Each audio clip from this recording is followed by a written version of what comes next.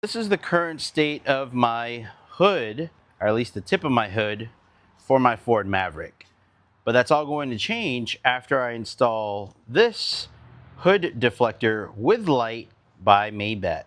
And that's exactly how it's going to look once I get it installed, wired in, and what have you. So let's check it out. So in the box, you get your middle piece here, and then you also get the two side pieces that pretty much connect to this, and then you get your hardware.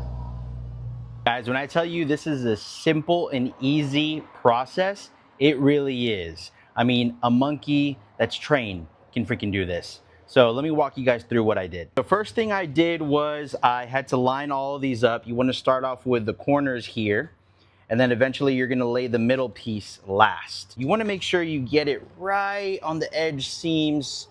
Could do a little bit better right there, but you know, it's no biggie to me. But you want to get it on the edge seam right there. And then once you do that, there's this little hole right here where you want to feed that cable through. And once you feed that cable through, there's going to be these pieces here that keep it in place. They're keepers. And once you get those keepers set up, you pretty much want to line it up all along this area right here. And once you meet this cable here, you want to start zip tying it. And so I zip tie it, and then I feed it right in through that hole there. As you can see, brings us to the inside here. Let me turn on my headlamp.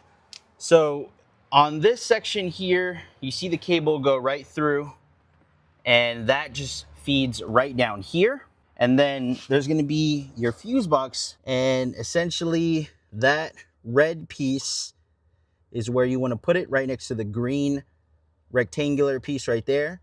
And that's it. Super easy setup.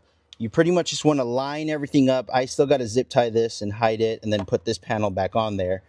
But guys, this was so easy to install. I just got to continue to feed this through here, really lock that in place, probably give this a little bit more of some leeway.